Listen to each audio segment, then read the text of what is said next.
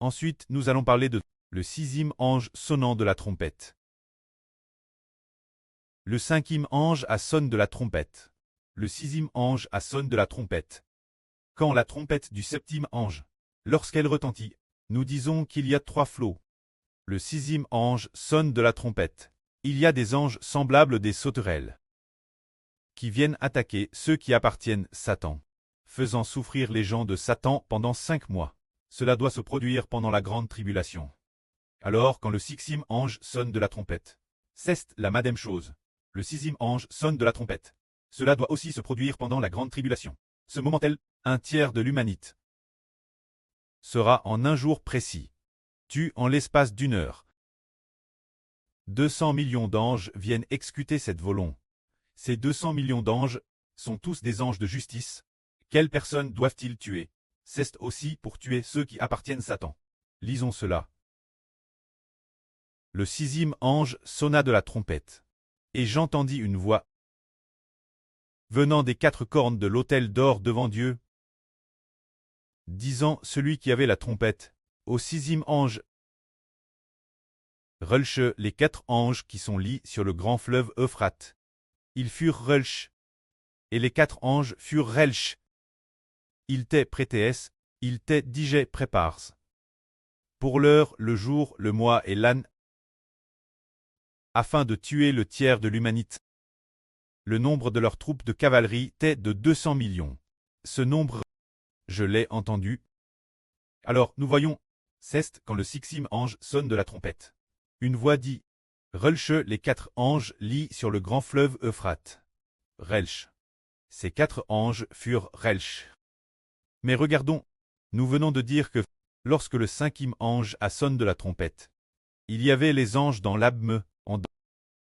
Les anges comme des sauterelles furent relâchés. Ils furent relâchés de l'abîme. Alors pour le sixième ange, il y a 4 anges puissants. Les anges lits sur le grand fleuve Euphrate, qui sont aussi relâchés. Ainsi nous comprenons, ce moment le Seigneur Christ a déjà pris le pouvoir. Le Seigneur Jésus-Christ pose de déjà l'autorité. Ainsi les anges de justice en prison par Satan. Lys par Satan et les anges Tchous. Ces anges de justice sont alors libres. Cela signifie que, maintenant il y a encore de très nombreux anges de justice, lits sous le pouvoir des anges maléfiques. Avant que le Seigneur Christ ne règne, de nombreux anges de justice étaient en prison sous le pouvoir des anges Tchous de Satan. Maintenant, le Seigneur Christ règne, après avoir pris le pouvoir, lorsque le cinquième ange sonne de la trompette. Un ange est descendu du ciel, a ouvert l'abîme, et a libre les anges de justice en prison dans l'abîme. Puis lorsque le sixième ange sonne de la trompette, puisque le Seigneur Christ règne déjà, alors ceux qui étaient autrefois lits sur le grand fleuve Euphrate, les 4 anges furent libres.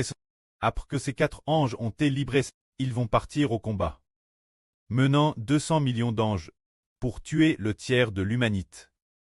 C'est-à-dire tuer le tiers de ceux qui appartiennent Satan. Quand ces choses arriveront-elles, c'est après que le Seigneur Christ règne, que ces choses peuvent arriver. Alors quand le Seigneur Christ règne-t-il? Cela commence au moment de la grande tribulation. Au début de la grande tribulation, le Seigneur Christ est devenu roi. Après que le Seigneur Christ soit devenu roi, il va s'attaquer tout ce qui appartient à Satan. Il va libérer les anges de justice de Dieu. Et aussi le peuple de Dieu, par ceux qui appartiennent Satan. Ces peuples qui étaient domis, les ramener la maison céleste.